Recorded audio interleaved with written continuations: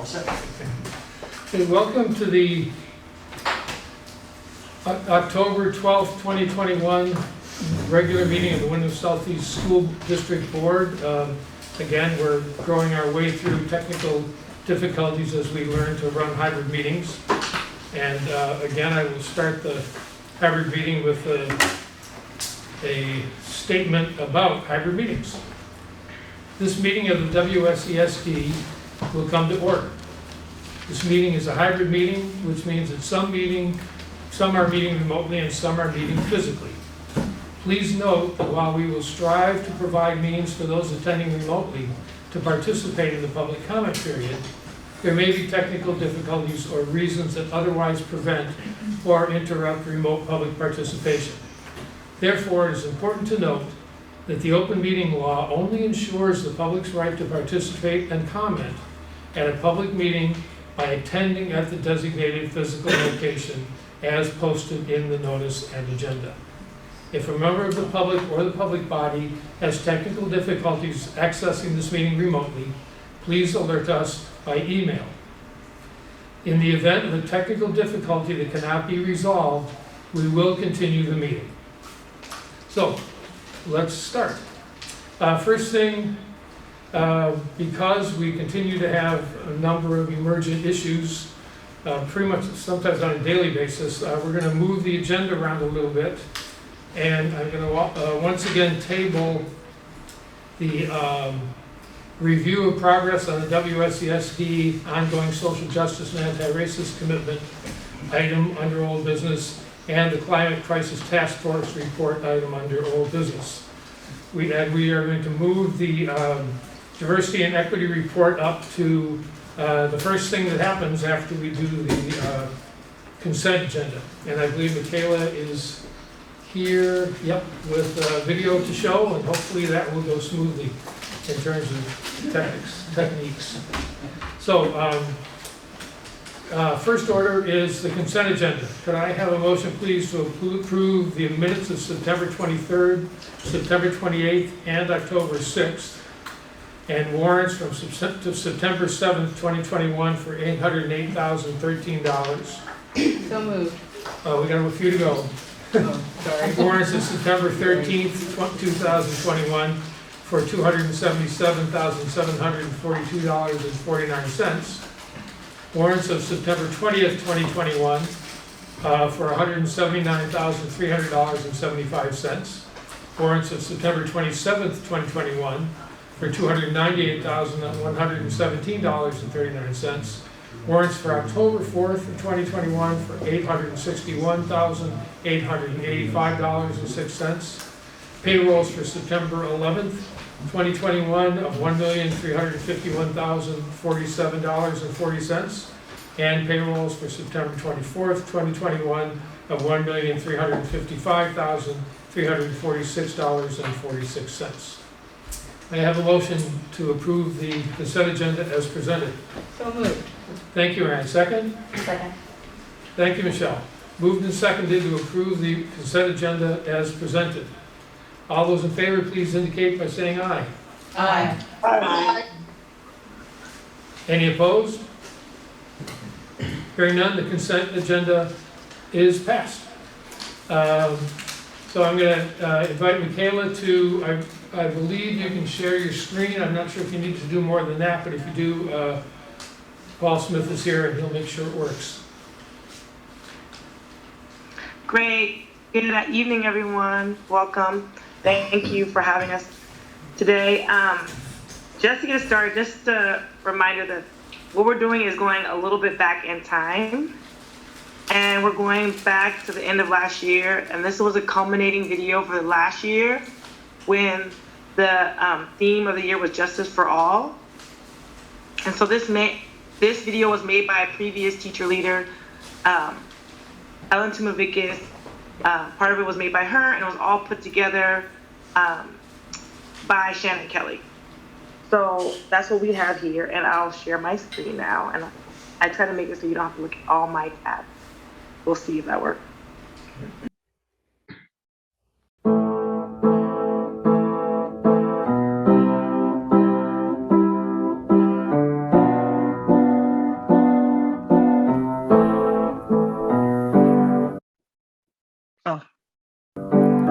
music's in our blood, they can't take it away. No matter how hard they try, it's always gonna stay.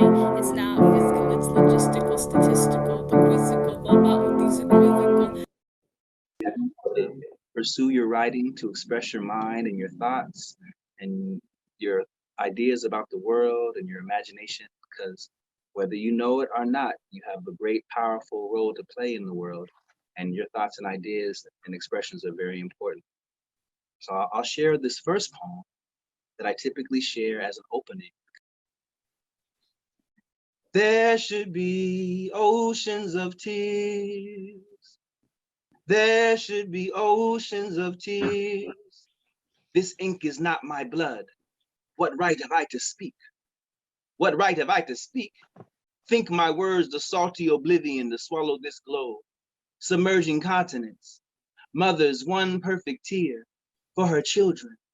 There were children in that small cramped space, giving birth in fetal position to stillborn cosmos. Tiny infinites with mayhem as midwife.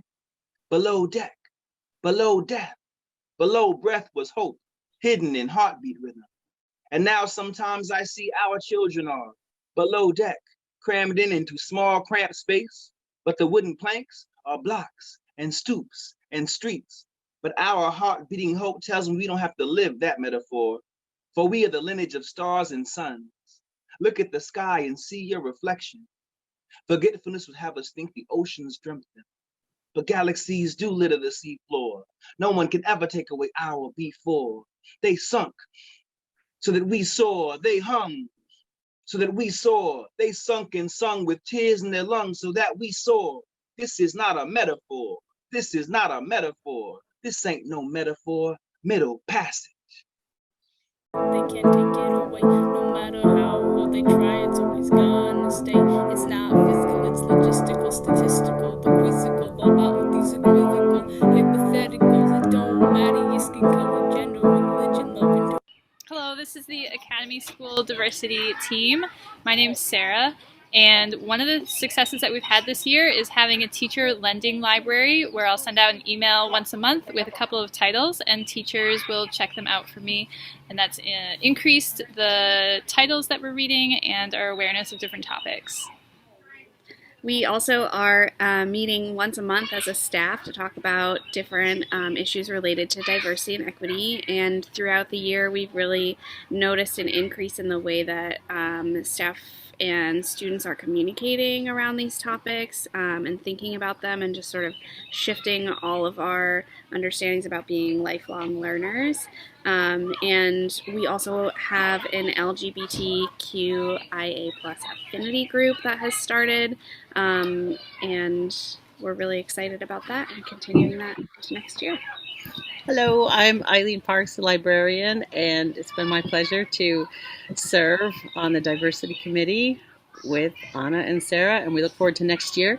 In addition to continuing everything we mentioned, I've conducted a diversity audit of our collection, and I have been filling in all kinds of spots, and I will have a special section next year, so we will be able to easily access nonfiction and fiction on related topics and biographies, and students will be able to read them to each other with our Big Buddy, Little Buddy system, among other things. So we've had a pretty good year despite everything and covered a lot of good topics, and we will be back at it next year and onward. We're sequencing a series of workshops for the full faculty, right? And we're calling it critical consciousness. That's what we're calling it, right?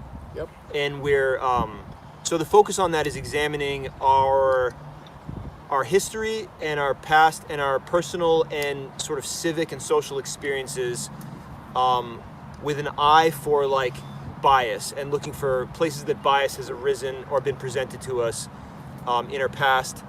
And then as we move through the 3 different workshops, we're moving slowly towards like how that's affected us, and then finally how we might be bringing that into the classroom and how we might change that, with a real keen eye on also addressing or at least identifying systemic concerns, because there's a lot that we can do as individuals in our sphere of influence, but we also need to be able to see the full system. We can't disengage with bias entirely alone as individuals. We can to a certain extent.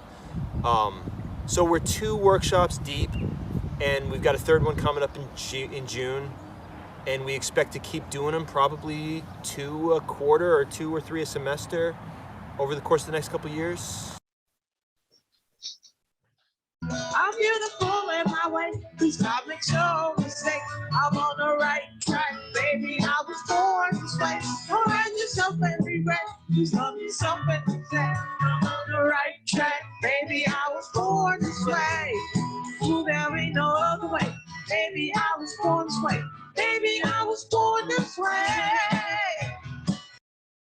I'm Mary. I'm a librarian at BAMS. Jessica, she, her. I'm the outgoing English teacher at BAMS, as in leaving, not extroverted. This year was actually pretty good for kind of establishing for the first year, having a once a month staff meeting with these discussions. It was kind of a slow start, and figuring out through trial and error what was the best place to start at and what was the best way to start moving conversations in the right direction. I think for a lot of folks it was kind of difficult to start with where we were starting, which was kind of the self-examination piece of where are you at as a person, where are you at as an educator. I think it's really difficult for people in general to start that piece of it. And as we moved forward, there was, by at this point, we have a lot more staff members willing to speak up, and like a whole person Zoom too, about their own experiences. I'll give credit to the fact that our leadership tends to model what it looks like to share out from a place of vulnerability, so they're willing to share, like, here's where I saw racism growing up in my life. And I think the rest of the staff seeing the leadership model what that looks like puts people in that position of feeling a little more comfortable with being vulnerable. From there, it's really going to be just continuing people on that path, honestly. I think we're still in that process of establishing what does that routine look like? How does it feel to have a conversation with somebody that's outside of your team in a year where our silo has been pretty strong? So getting people out of that first comfort zone, but then also out of the other one of having difficult discussions. And the other piece is being middle school educators, everybody wants a curriculum. We dealt with that early on.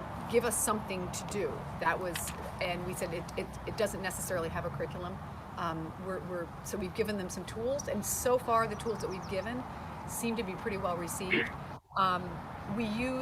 Last year I had given some staff members copies of This Book is Anti-Racist, the Tiffany Jewell book, and that was helpful because some of those teachers already had a framework. And then we've used excerpts from that book to kind of lead activities, which has been helpful. I think the biggest thing that I've noticed is having full staff there.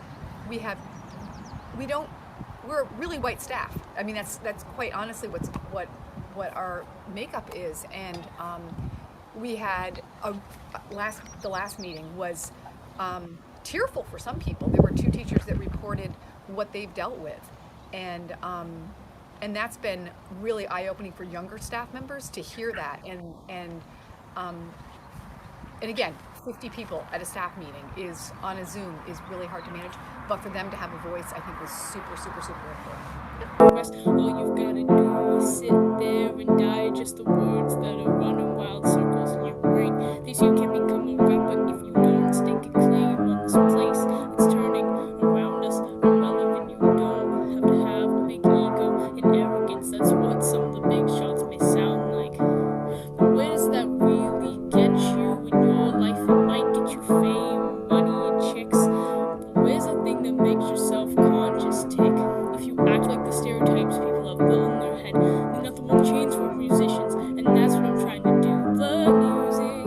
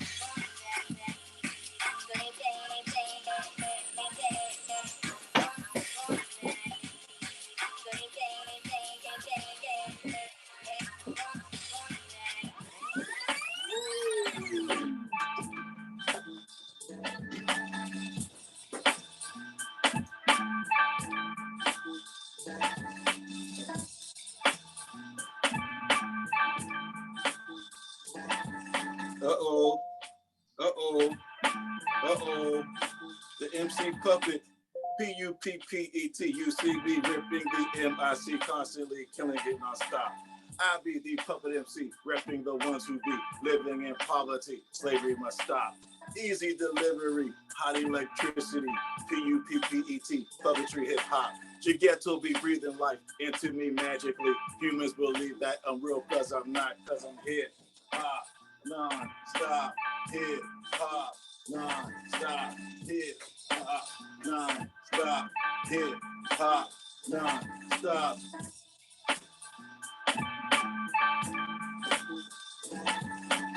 It's my mini me. Don't we look just alike? Hi, I'm Corey Sorensen. And I'm Ira Arteaga, and we are the DEC teacher leaders for Guilford Central School. And we're going to tell you some of the things that we've done this year, which includes continuing our Diversity and Equity Committee for Guilford, which includes teachers and staff that work with all age levels, parents, and admin. And in those committee meetings that we had, study was an important element. So we read different articles and posted those resources on our Diversity and Equity Committee website. Also in those committee meetings, we planned our staff meetings, which included talking about race and racism with staff and the historical contexts of race and racism. We also talked about nature and social justice as our school's efforts are based in outdoor education. And we also talked about whiteness and what that means for us at our school. We also did workshops on reading and analyzing books for historical accuracy. And we also expanded on our lending library this year. We started off with hosting a read aloud every Wednesday in the fall. And we have added some books this summer for our lending library online, where families will be able to use those books, check them out, and read them with their families at home.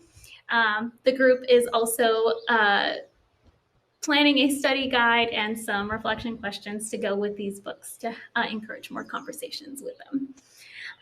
The other thing is that we had a parent coffee chat this year, and we used that as an opportunity to help start a conversation on how to talk to children about race. And we celebrated Black Lives Matter Week and added, put out a statement for our school. Yeah, so there's a lot of energy around diversity, equity, and social justice in our school, and we're looking forward to continuing that momentum and allowing it to grow and putting in the work. So, thank you. Thanks. So the fourth graders a few months ago watched Amanda Gorman give her speech at the presidential inauguration, which if you haven't heard it, is a very, very beautiful poem that she wrote. So the fourth graders watched the speech, and then they kind of pulled out parts of her poem that felt really powerful and hopeful. And so I have a few students who are going to read what they pulled out from. So Opal, you can go ahead and start. But while democracy can be periodically delayed, it can never be permanently defeated. That even as we grieve, we grow. That even as we hurt, we hoped. As even as we tired, we tried. For there is always light, if only we are brave enough to see it, if only we are brave enough to be it. And yet the dawn is ours before we knew it, somehow we do it. We seek harm to none and harmony for all. If only we were brave enough to see it. If only we were brave enough to be it. Victory won't lie in the blade, but in all the bridges we've made. But within, we found the power to author a new chapter, to offer hope and laughter to ourselves. And so we lift our gaze not to what stands between us, but what stands before us. Even as we hurt, we hoped.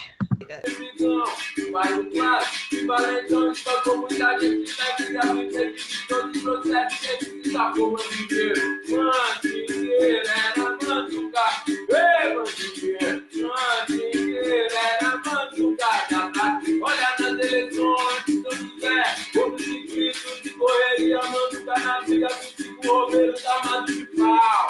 Meu cabeça, já se fodeu a Amanda, levou uma paulada, seguindo o guiou. Caiu na rasteira, subiu na ponteira e saiu, vendedor, mandigueiro. Mandigueiro, era mandigueiro, mandigueiro.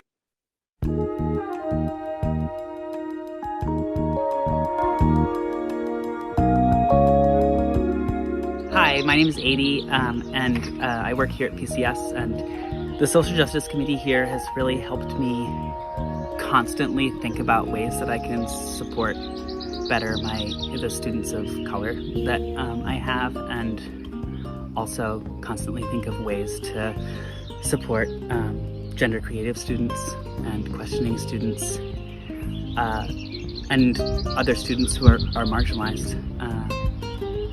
And yeah, it's great to be constantly thinking about ways that we can do better in a way that is productive and real, like real change, which is great.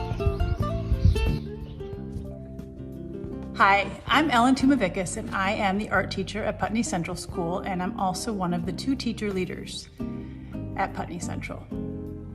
It is so crucial that we have a diversity and equity program at the WSESU. There's so much to be done, so much to be examined, taken apart, relearned, reimagined, and rebuilt in our classrooms, our curricula, our hiring practices, and our own minds especially. The purpose of this program is to have the lens of equity, anti-racism, anti-sexism, and social justice be the lens through which we as educators and administrators consistently see our work. There's so much that needs to be improved, so much work that needs to be done. It takes a whole community to make it happen. In the act of making all children feel comfortable, seen, safe in school, to show them that they truly belong, we need to get uncomfortable and look at our own complicity by really seeing our biases, our blind spots, our prejudices, and our privilege. This is what we as teacher leaders do when we lead our staff meetings that we do about once a month. Through reading, discussing, examining our lives and our work from a social justice perspective, we have the daunting task of helping our colleagues get comfortable with being very uncomfortable. It's not always easy or comfortable, but it is essential to make change happen.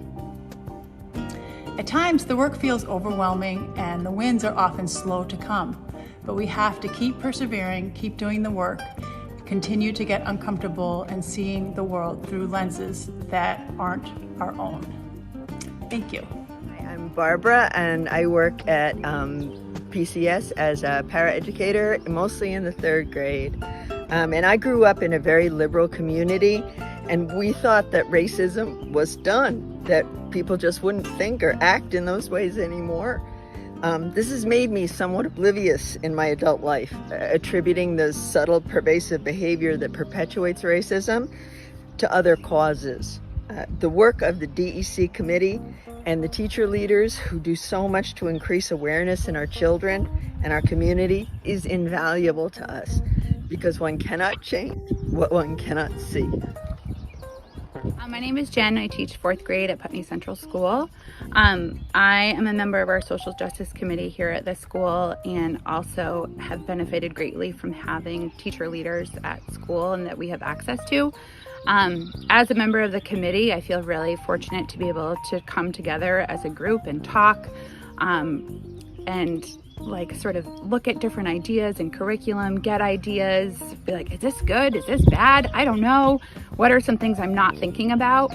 So having that group of people who are committed to the work has been really helpful. And then having a guide in that and a facilitator with our teacher leaders has been really important to my teaching this year. And I hope it will continue moving forward.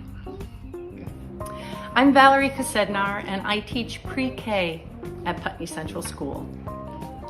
So when we talk about social inclusion and social justice, equity, diversity, these are not themes, these are the foundation upon which we work. It's the heart of the work we do as educators.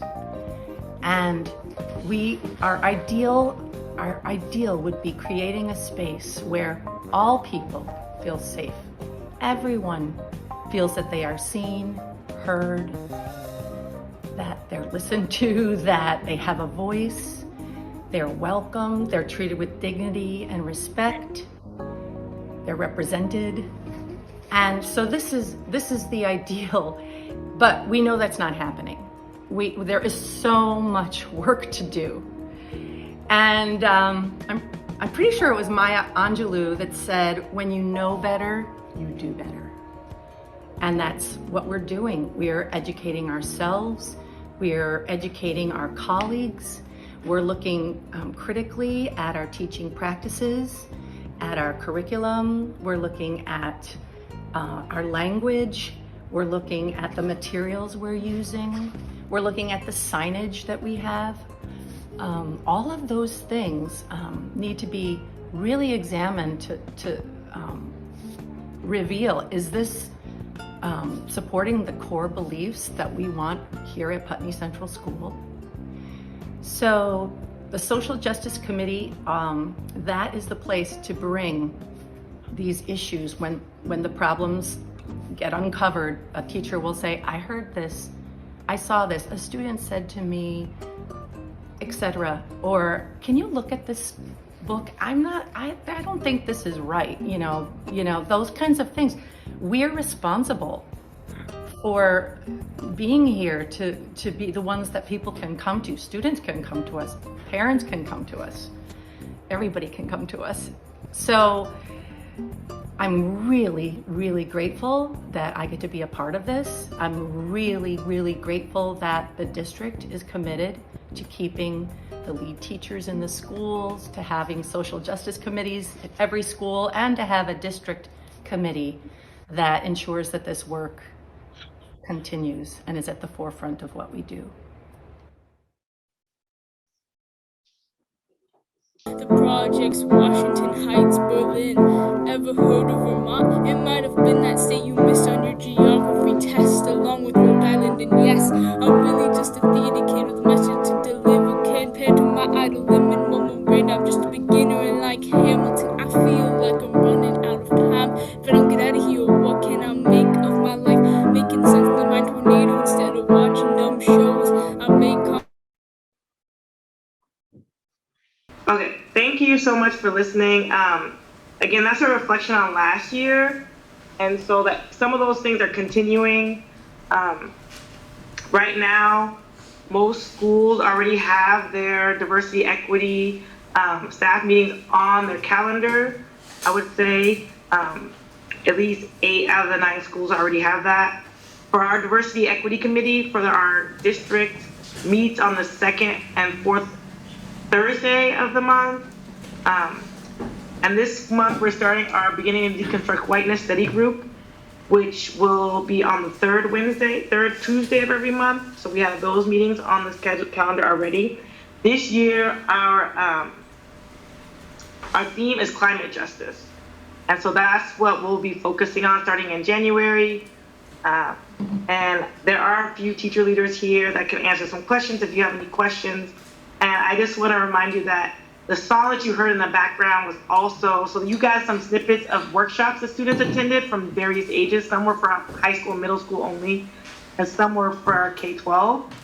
And one of the high school, middle school workshops was about music, and a BUHS student actually wrote that song and performed it that was playing in the background.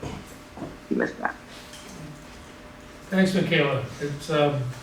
Are there any questions before I let Eileen and Mike say scary reminder that And we were so remote last year, I'm amazed that you were able to get performers even to come in. Whoops. Eileen? No.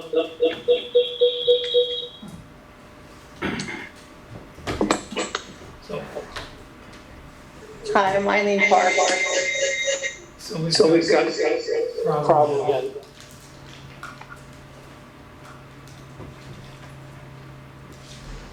Go ahead. Are we all right? We're going? Okay. As long as everyone's muted. Can you hear me? Are we working? We sound good now? Okay, great. So Michaela, thanks for putting that together. And Try again? Oh, that's good. And I'm Eileen Parks. I'm at Academy School. I think this is year 14, but this is year 2 of our diversity teacher leader team. It's still Sarah and Anna as well. And so this year we do have all of our staff meetings booked. We don't have them all planned. We do plan one thing. We just had a retreat. Thanks again, Michaela. And all the district teacher leaders got together. And one thing we're planning on doing is sharing more of our agendas for our staff meetings and maybe get those a little aligned. It's not terribly difficult because we all have the same issues, but we're also going to share resources. So we're working together at a building level, and we're working together as at a district level as well. We really enjoy the work, and one thing I'm doing, I just want to add, I'm right in the middle of it, and it's super messy, but I'm excited about gentrifying my library. There's a lot of issues with a rather antiquated Dewey Decimal System, and I won't go into the details, too much library talk, but it's going to make our collection a little more accessible to all of our students, and I believe that they're going to discover more books more readily of a variety of topics. So, thanks a lot. Thanks, Eileen. Mike Sosak, do you want to say something really quickly? And then... Yes, I'll make it real quick. We have a diversity equity committee at the high school. It's composed of 12 people, teachers from the high school. We are planning to pick up where John talked about the 3 professional development sessions we ran last year on critical consciousness, which was really looking at what we bring into our classrooms, what's in us and what we bring into the classrooms. And we plan to continue, kind of jump off of that and go into a look at that in more in-depth level in November of this year. So that's where we're at right now. Thank you, and I think that Mark is gonna invite some administrators to say something, but I wasn't sure. Mark? Yeah, thanks, Michaela. Great job. That was an amazing video. I think it really highlights the work that we did last year and the capacity to continue to do the work. So one of the things we committed as a school district is diversity, equity, inclusion teacher leaders at every school. That's really an expectation now. As well as diversity, equity. We lost the audio. We can't hear Mark. Can you hear me now?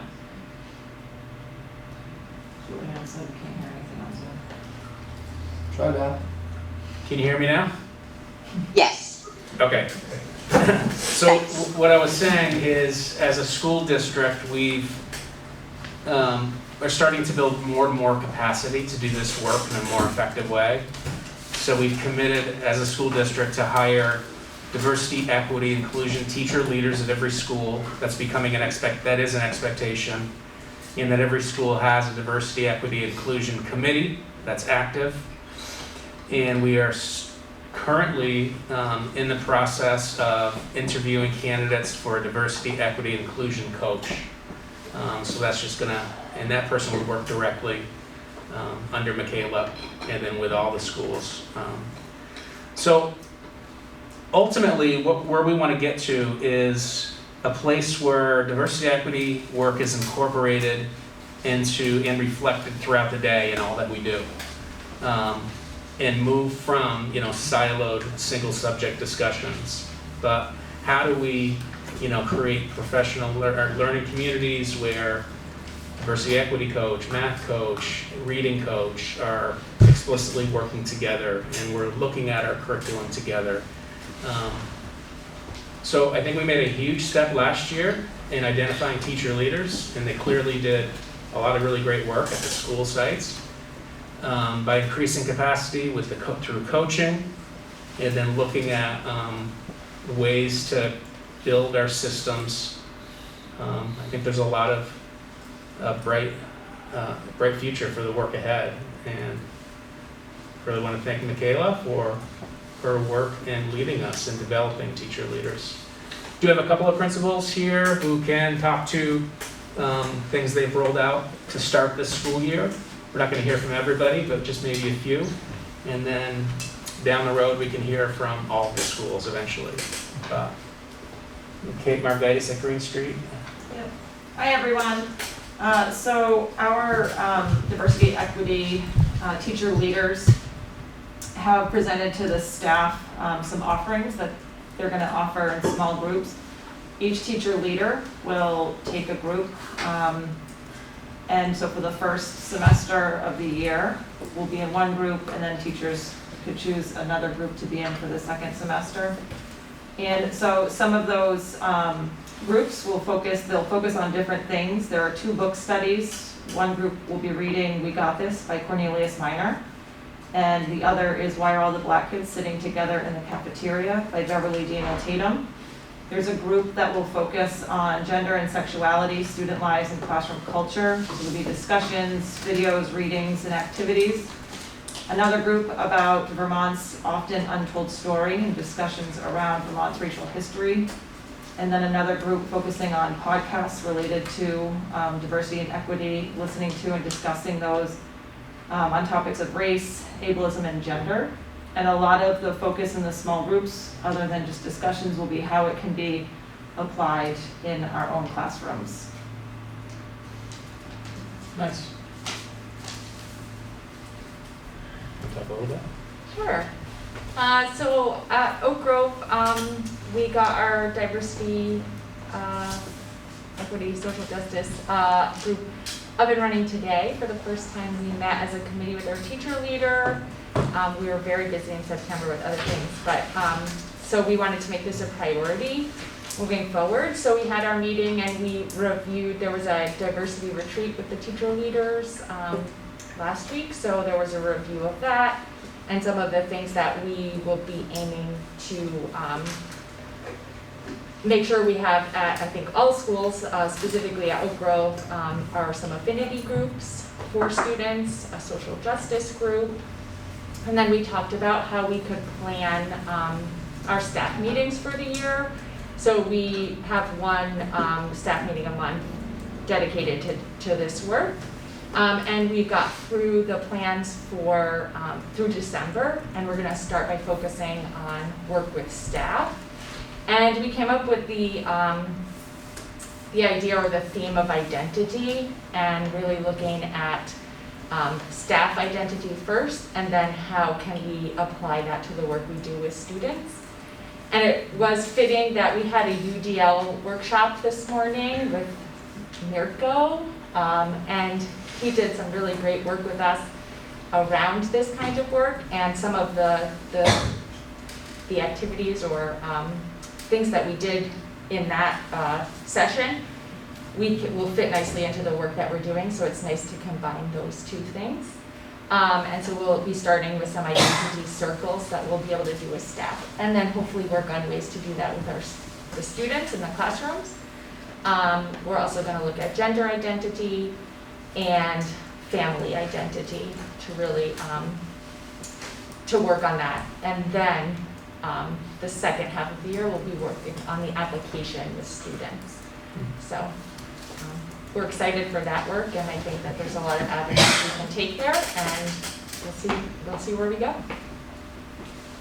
But I do appreciate all the work that the teacher leaders are doing in the schools, and it's been really helpful to have Michaela leading them and also being on call. I know we've had to call her in last year. We called her in a few times during meetings when we just needed some advice, and it's been really helpful, and I think that this is a great initiative, and so I'm really I see a lot of growth in myself and the staff and then the students as well. Yeah, so we're building the systems, and I would think this would be a regular report out, different points throughout the year to check in on progress. Thank you. Any board member comments or questions? Yeah, there's that one.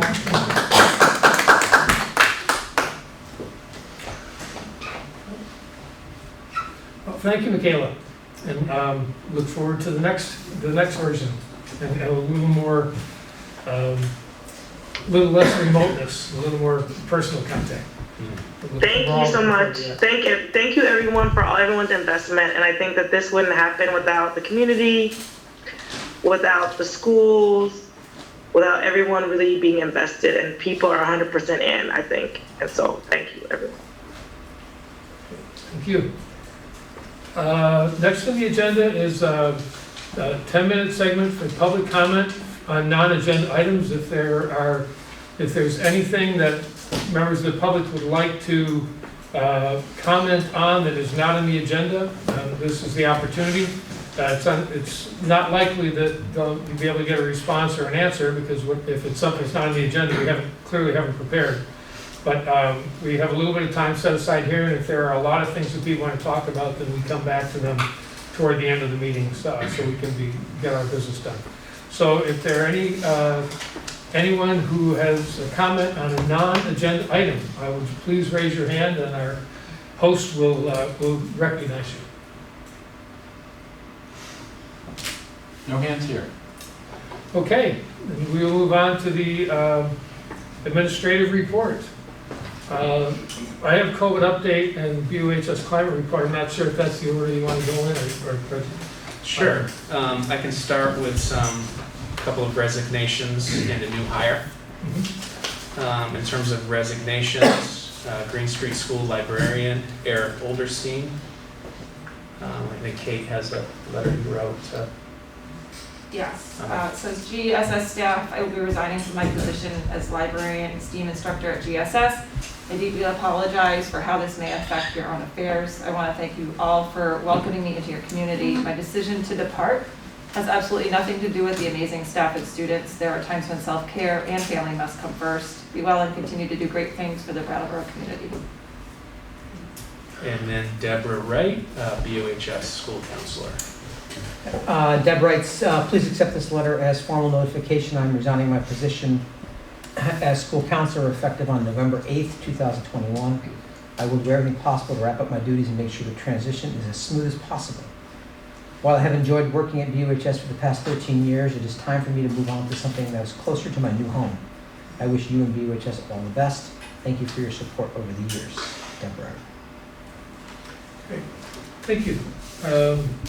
If I have a motion to accept the resignations of Gail, is it Gail Olderstein? Eric, okay. And Deborah Wright. So I have a motion, please? So moved with regret. Thank you, ma'am. And a second? Seconded. Thank you, Thomas. Moved and seconded by Thomas to accept the resignations as presented. All those in favor, please indicate by saying aye.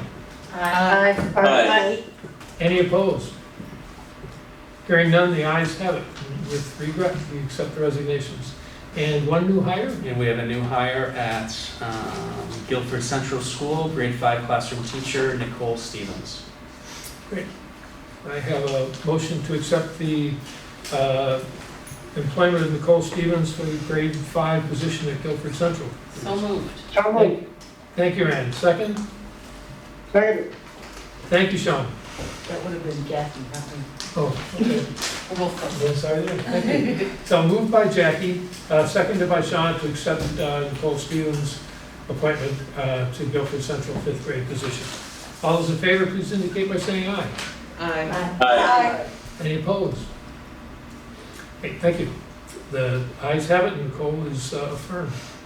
So, now, go ahead. Yeah, and in terms of a COVID update, this past week we had our first round of surveillance testing on Thursday at each school site. went pretty well. It's a lot to organize, a lot of communication and collaboration amongst nurses. And our COVID coordinator, Arlene Scott, want to recognize her work for sure. Because a lot of information around testing has been changing from week to week since the start of the school year. So we finally got our first round in. And that led to multiple schools uncovering positive tests over the weekend. So the continuation of contact tracing and identifying groups of students and staff who need to quarantine. So that's just become a pattern of the school year every single weekend since we've started. We've had a school or more than one school contact trace and contact families. So getting used to it. Are they symptomatic or asymptomatic? The cases that are positive? It varies. Some symptomatic, some not symptomatic.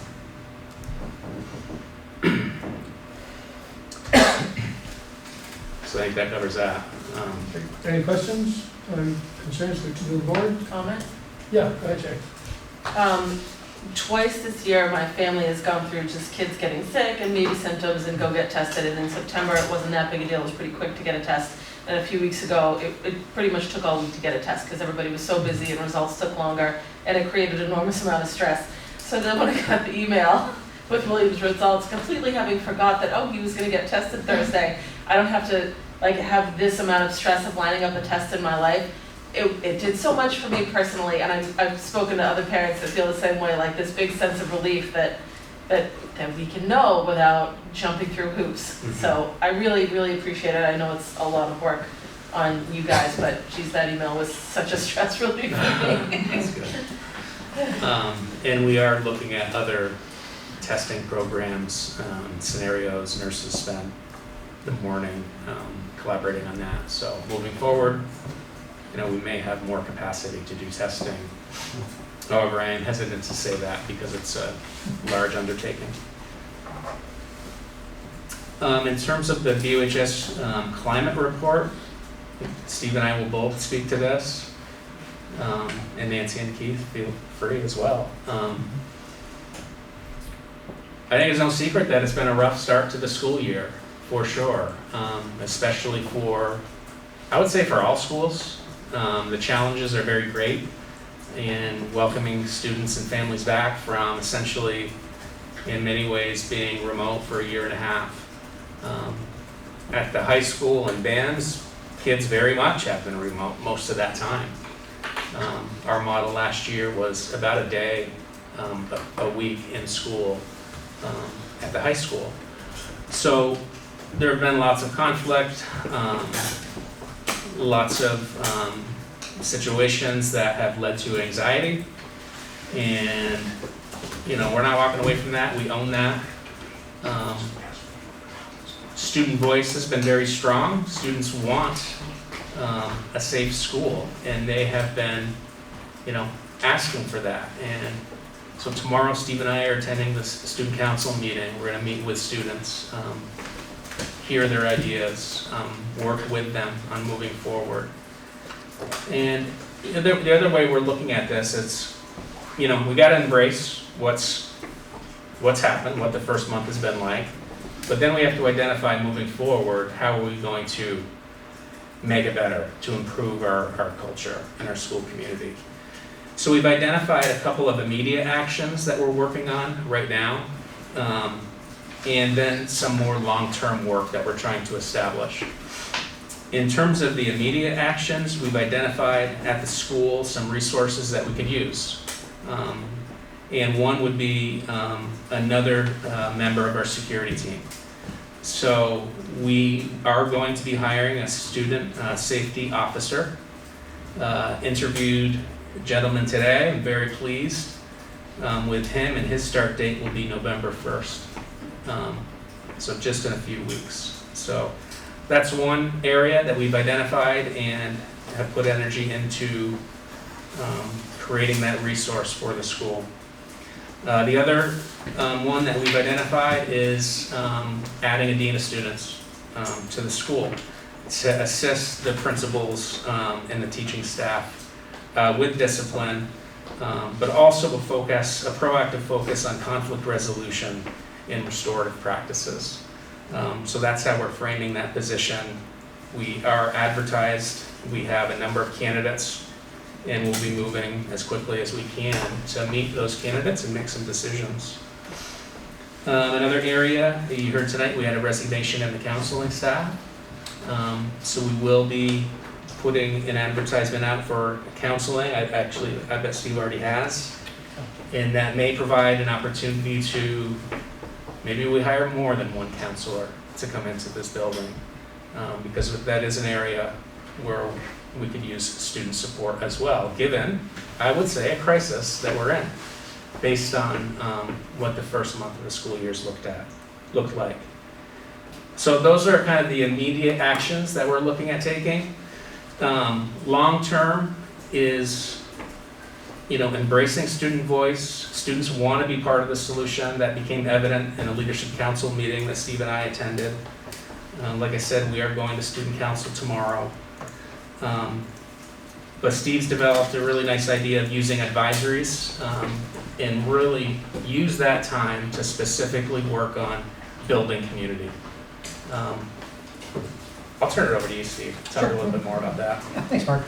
So, as Mark said, it's been a tough year, and I'm really pleased with the support from the board and from Mark to kind of get positions in place to bolster what we're doing now. All of those things are great steps, but what we also realize is that we really need to look at a long-term solution that puts student needs and voice front and center, and so that's what we're going to do. We're going to meet tomorrow with student council, as Mark mentioned, but we've also begun a process of using our advisory period creatively to really look at how do we center student voice, how do we gather student input. And for the next few weeks, what we're going to be looking at as advisories is we're going to be looking at what does safety look like, what does it feel like, what does it sound like. And while that sounds concrete and almost juvenile, it really is an effective on-ramp to have a longer, more nuanced discussion with kids. So we wanted to have a question that we could pose that every advisory could look at, say, okay, here's some concrete things we can do.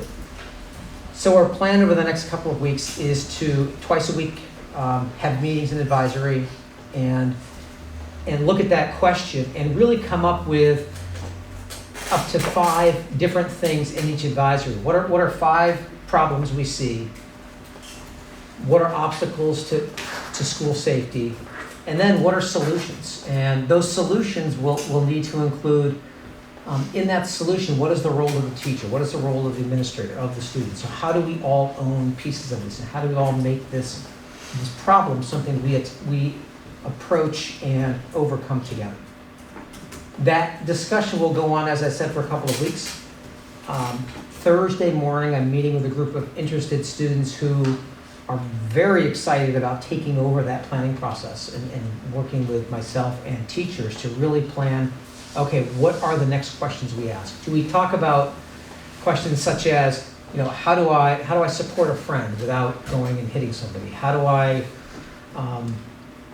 what does being a friend look like? How do I express something when I'm really angry? How do I do that productively? And who do I seek out? Those along with our goals will really shape the work that we're going to do.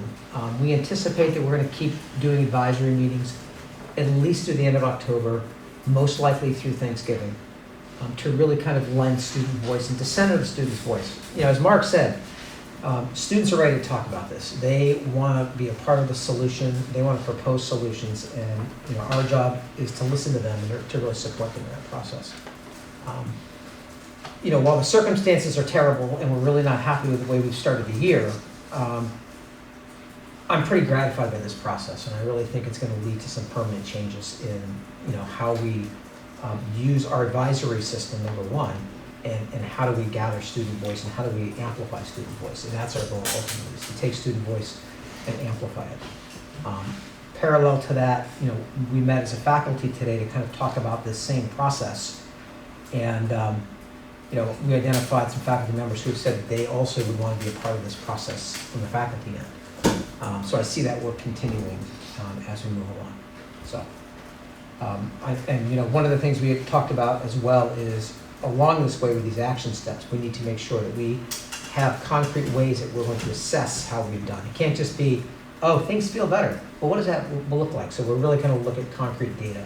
What feels better? Why does that feel better? And then hopefully report back to the board in a month or two and just say, here's where we are right now, and here's where we're going to go next. So, Tim. So, I'm sure, that sounds really great. And I'm sure that you know, in any sensible plan, you take stock of current reality. Yeah. You set the vision, what does safety look like? Then you have steps with benchmarks to get there. Very often people skip that first step about taking stock of current reality. Yeah. Why are students angry? What are they angry about? Mm-hmm. What's it violent about? Sure. Very often we don't give enough attention to current reality before moving that into steps. We're problem solvers, and students especially will want to offer solutions before that. Yeah. But I think it sounds like a great plan, especially I'm looking forward to this being rolled out.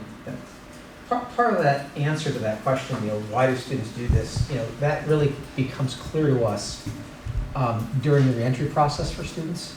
You know, we try, when a student, you know, does have an offense, you know, such as a fight, we really do take the time to talk to that student as well as the victim to really kind of dive into, well, what were your motivations? What's happening? Why, you know, why is this going on? One interesting thing to note is that, you know, we've had 13 cases of somebody either instigating a fight, you know, planning it, trying to plot it, or actually engaging in a fight.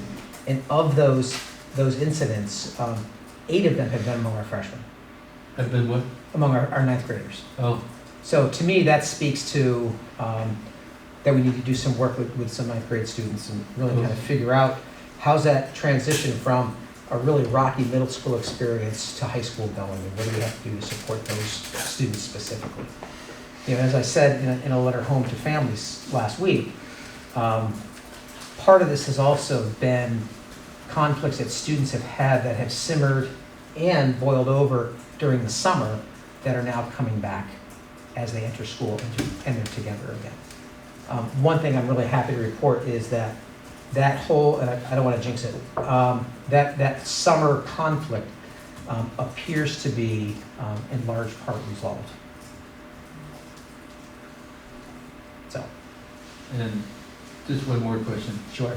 The student safety officer, what would that position look like? What would he or she do?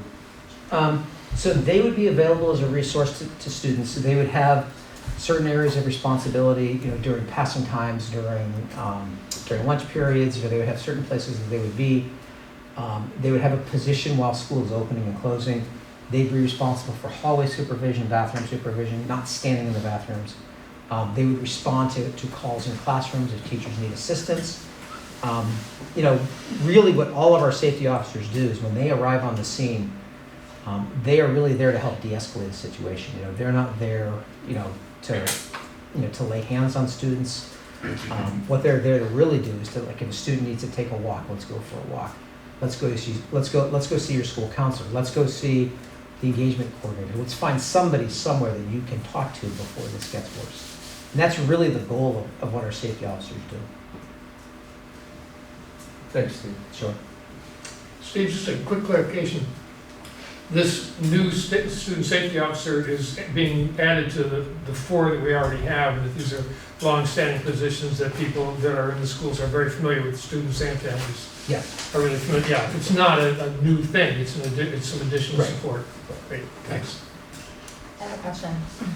So you have sounds like a really healthy way to approach on a big term plan of dealing with all the issues, but kids coming back to school tomorrow, staff coming back, it was just a 4-day weekend. I know there were a lot of absences at the end of last week. Mm-hmm. Can you just like walk us through what is the plan to make people feel safe? Sure. And how are we communicating with families and kids and staff? Yep. So as we have been doing, we're going to keep our increased coverage of restrooms and public spaces. We're following a pretty tight schedule of surveying the restrooms, making sure, you know, that there's no more graffiti, kind of looking at those public spaces. Teachers are expected, as they always have been, to be a presence in the hallway during passing times. Administrators will, of course, be out and about as well. I've reviewed with the Brattleboro Police Department. They will not have somebody here in the building, but they've assured me they'll have somebody here with a rapid response time.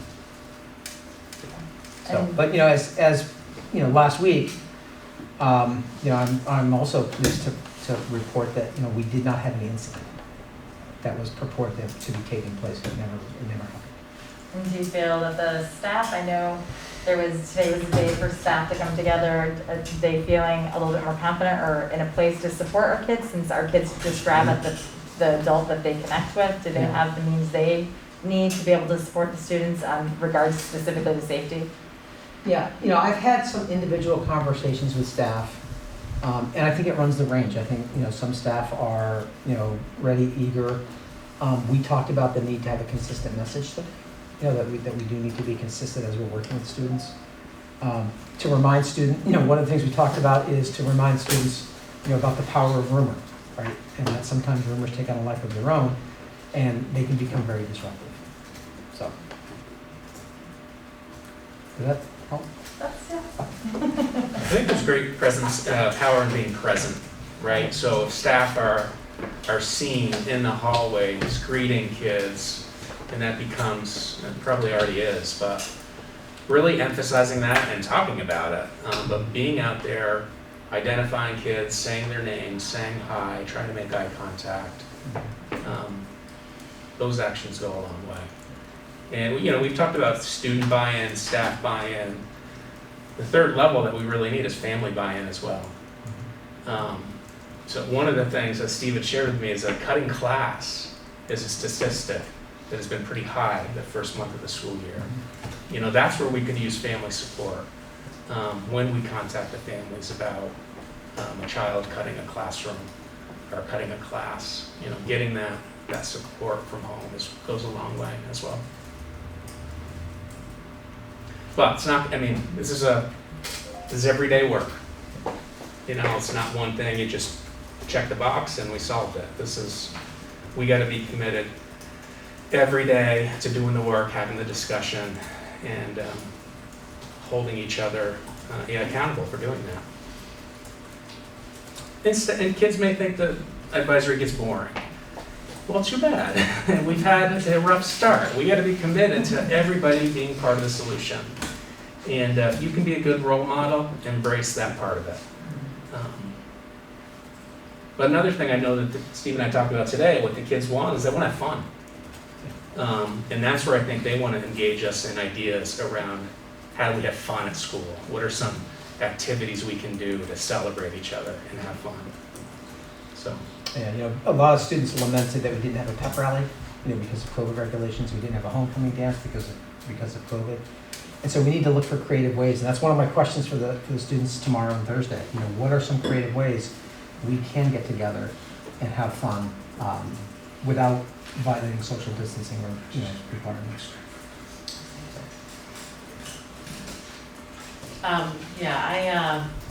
I'm really happy to hear about all of this. I know that all of the staff in all of our buildings are really working so hard, and things have been really stressful the start of this school year. So hearing that we're going to get some more support staff and some more boots on the ground and maybe ease the burden on some people. I don't want to call anybody out super specifically.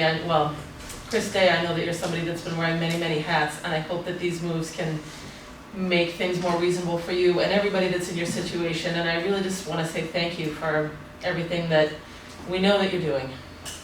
Much appreciated. And Dave thinks that I should just bring all the kids ice cream, which I was hoping you wouldn't overhear. That's happy. That's fun. I think we talked about that.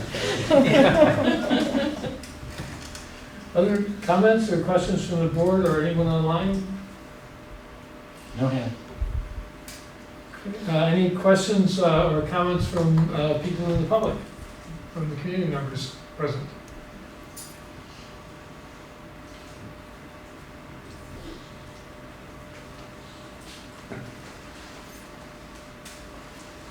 Okay. And Mark, anything else you need to add? No. That was really, it's really helpful to get these details and hear about the process over time and what you're learning to do as well and be more effective, so it's terrific. I would just add, I've read a number of articles over the weekend, and this is a national trend of what we're seeing in high schools and middle schools. Yeah. So it's not unique to BUHS right now. Yeah, I've seen a number of those as well, and people are sort of surprised that when you don't have young people in their main socialization structure for a year and a half, they kind of forget how to be social. Yeah. So it's not surprising, it just doubles your work. Well, thank you. We'll move on to some much less challenging business. The next thing is something we put off for a couple of meetings. At our annual meeting last year, on the warning for the annual meeting, there was an article to create an independent budget review committee, which passed overwhelmingly, and now we have to figure out how to do that. And the article calls for one representative from each town. And for this year, because we didn't have an annual meeting last year to have people chosen from the floor of the annual meeting, the board is responsible for appointing 4 people to be on that independent budget review committee. And then at our annual meeting in the spring, we will ask for nominations from the floor, and then we'll be fine for every year forward unless we stop being able to have annual meetings again. So I'm just looking for some ideas from people about how we can get the information out to the community that these positions are here and need filling,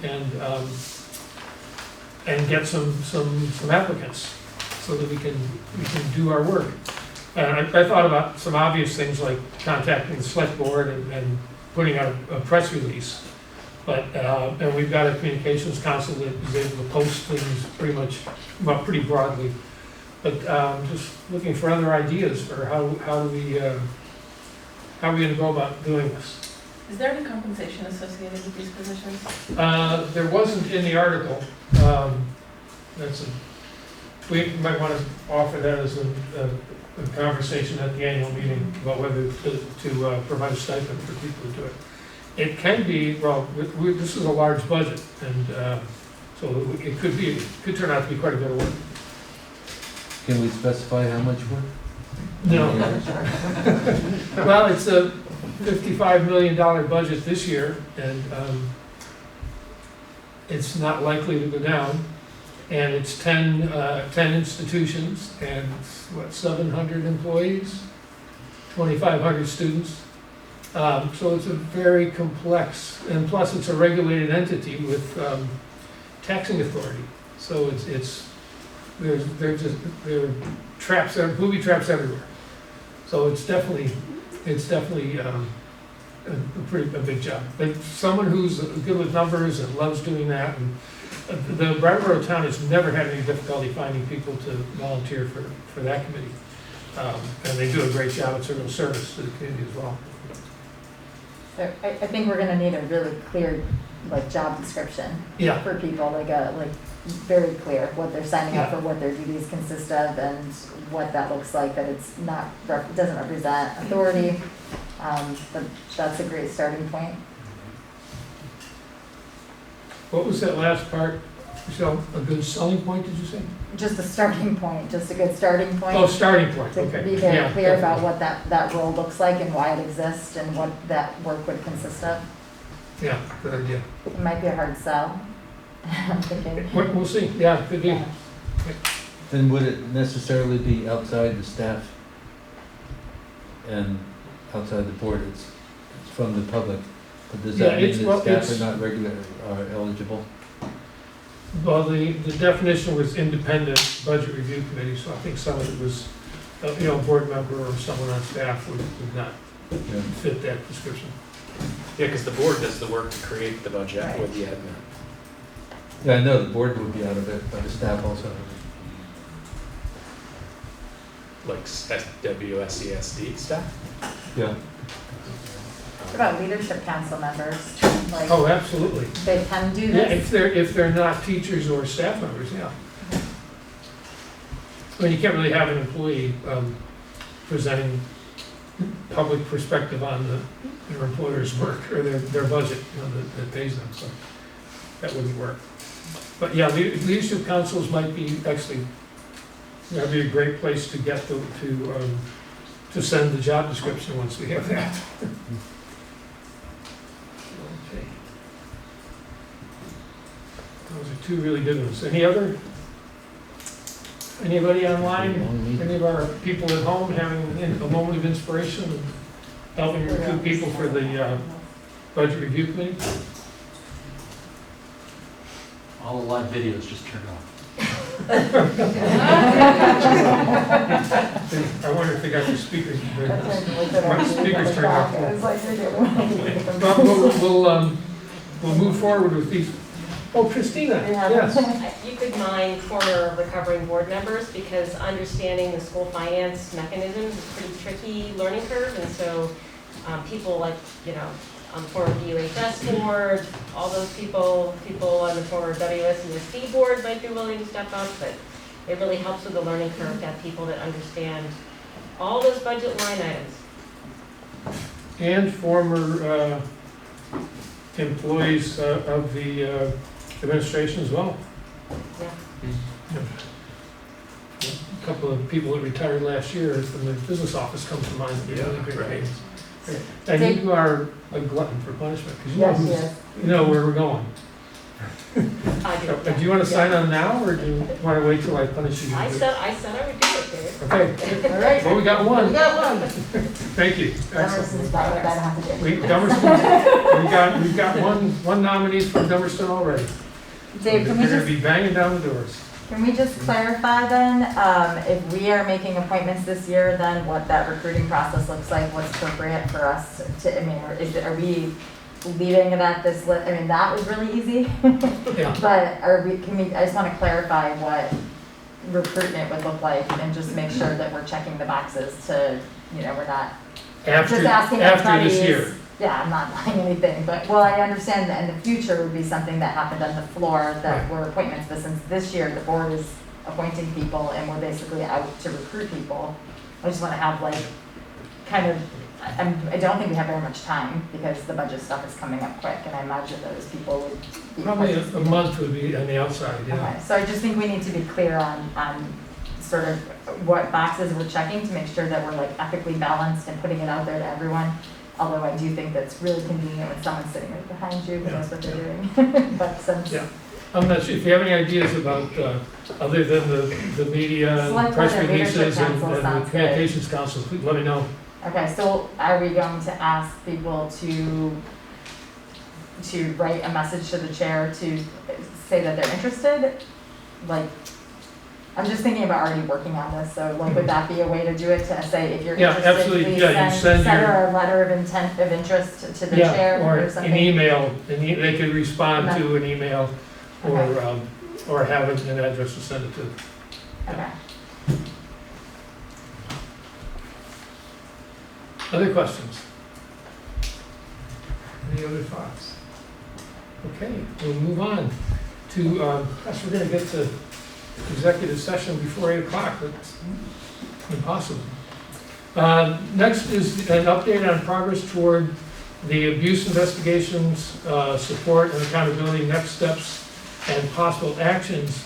Since the last meeting, when we identified 2 areas that we wanted to approach, to move forward on, and we had some potential professionals to talk to. We, in the meantime, had interviews with an investigator, a professional investigator, and another with a professional researcher and a consultant, an educational consultant. And so we completed those. We have to talk about that in executive session, and then I expect after that we'll be making some announcements. So I don't know, have we had, Mark, any communications from the Brattleboro Community Justice Center or the Women's Freedom Center in terms of the anonymous, safe So place to yeah, folks from the Women's Freedom Center spent today with all of our counselors in our district. So that was a collaboration that they engaged in. I haven't heard reflections of how that work went today, but the relationship has been started. So that's exciting. More to come with that. But nothing about them providing a safe place for survivors to be able to share information confidentially and to talk with each other and provide support. Yeah, I mean, I wasn't at that meeting today, so I didn't hear the content of the... But you haven't heard back from the Community Justice Center, because they had said clearly when they were ready, they would get back to us. I haven't heard an update from them, Okay. no, they haven't reached out. Yeah, so no progress on our part in that area. Paul? Question from Mindy. Yes, go ahead. Hello, can you hear me? Yes. Hi, I just wanted to say that I met with them, several people met to discuss that process, and it is in progress. That's all I'll say. We're working out the details. It's such a sensitive, we've been just consulting basically and talking through the kinds of considerations that we have in planning something like this and who would be involved and how it would happen, just logistically. So it's not really an update. It's an update that doesn't give you much, but that it isn't. We have been communicating with them. Some people from the community have been communicating with them about it. Great. That's great news. Because again, there's just so little we can do in that realm, and it's really the most important part. So. And thank you for encouraging that to happen. I will. I'm sure that they will probably update you when there's something scheduled, but if we have information, we'll make sure it gets sent to you. Great, thank you.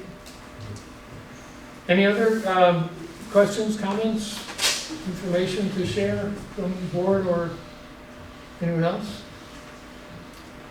Okay, I have your new business, new hire, but I think we did that. Is that correct? We did it. Okay, so we have an executive, we actually have 3 different pieces of executive session. And I checked the statute and we don't have to go into executive session, then rise and then go back in and rise and go back in and out. We can, so I'm asking for a motion to enter executive session. Yes. Sorry, one more question? Sure, yeah. From Bethany. Go ahead, Bethany.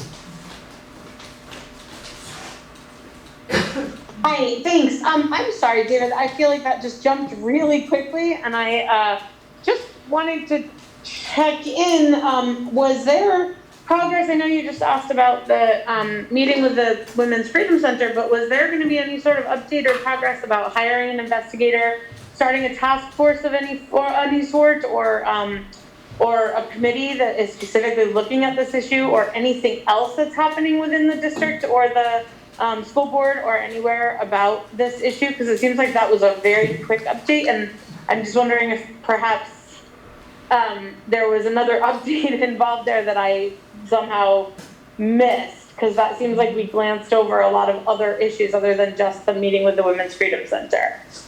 You know, all of those issues, all those questions are in the realm of contracting with a professional investigator and a professional consultant and researcher to carry out those actions. And so that's where we are. There will be a group of board members, not a quorum, but of board members who will meet with these people and to provide sort of ongoing support and relationship, and obviously the administration as well. But until we are able to meet in executive session and discuss the candidates and discuss what action we want to consider, we can't do anything. But that's what we're doing as soon as we're done with this meeting.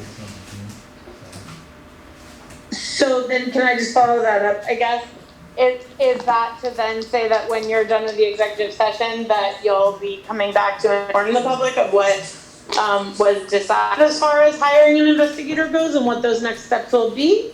And if so, also, I just want to know what we can expect as far as information going forward tonight and in the future, like when we can expect that that'll happen. Well, I don't know what's going to happen in executive session, so I can't say. What's likely to happen is that we will agree to retain professional support, and then we will enter negotiations with them, and hopefully by the next meeting, and maybe before, have a formal contract in place. So as that happens, there will be, there'll be press releases, but we won't be deciding anything this evening except whether we want to enter into negotiations to try and retain these professionals. Mindy has a question. Yeah. Mindy has a question. Go ahead, Mindy. Hi, I'm trying to understand also, so you're going to make a decision in executive session about hiring the investigator and the UMass psychologist, is that who it is?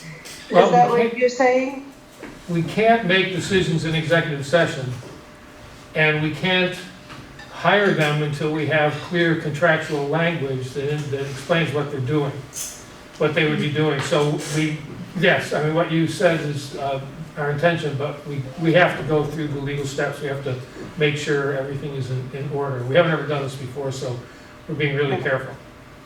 I see. So would we expect to hear something, I think what Bethany is asking is if we will know more about that process at the end of, if you will know more at the end of tonight, if the public will be informed about what's happening, what next steps are happening. I think when we come out of executive session, we probably will have a motion, either, if we decide we want to retain these people, we'll have a motion to explore or to negotiate to retain their services. So at the end of the meeting, we'll know if we'll have a decision or not. Okay. Thank you. Sure. Any others, Paul? No. Okay. So we need to, I need a motion to enter executive session under 1 VSA 313A1E, pending probable civil litigation. To which, I got three more though. We never do that. Yeah. To which the public, well, there was a habit of doing each one individually, but there's nothing in the statute that says you have to do so. We're not gonna. That's pending probable civil litigation in which the public body is or may be a party. We also will be looking into 1 VSA 313A3, employment of a public official, 1 VSA 313A1F, attorney-client communications, and 1 VSA 313A1A, contracts. So I need a motion to enter executive session where premature public knowledge would put the district or the individuals at disadvantage. Do we need to invite any non-board members? Yes, I'm going to invite the superintendent, and do we need any other administrators? We need Paul, because of his computer. Well, you can make me give us that. Let me open it up and figure it back. Sure. Yeah. I think it might be good to have Steve go to it. I think it might be good for Steve to attend as well. Yeah, good, yeah. So we asked Mr. Perrin and Mr. Spino to join us. So can I have a motion, please? So moved. I heard Ann and Thomas. Thomas, thank you. Moved by Ann, seconded by Thomas, to enter executive session.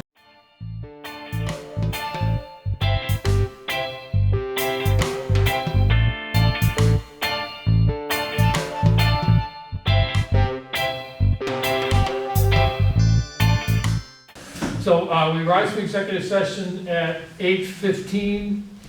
I would entertain a motion to enter negotiations to retain the services of Dr. Christopher Overtree, clinical psychologist, school climate specialist, and public education consultant, to support the WSESD school board and district leadership in the district-wide response to allegations of sexual misconduct by district employees. Dr. Overtree will report to the board and help the district develop priorities, strategies, order of operations, communications, and related supports necessary to respond in an appropriate and comprehensive manner. At a time to be determined, Dr. Overtree will also direct and coordinate a school-wide climate assessment and provide recommendations about steps that may be considered in light of the results of the assessment. Dr. Overtree will engage as needed additional supports to fulfill these duties and will consult with the board in advance of any recommended changes in scope or process. Can I have someone move that as presented, please? So moved. Was that Liz? It was. Yes. Moved by Liz, seconded by Ann. Any further discussion? All those in favor, please indicate by saying aye. Aye. Aye. Any opposed? The dog's opposed. Hearing none, the motion passes. Thank you. Ann? Mr. Chair, there being no further business before this board, I move that we adjourn. Is there a second? Second. Seconded. Seconded by Thomas. Moved by Ann to adjourn at 8:18. All those in favor, please indicate by saying aye. Aye. Aye. Aye. Any opposed? We are adjourned.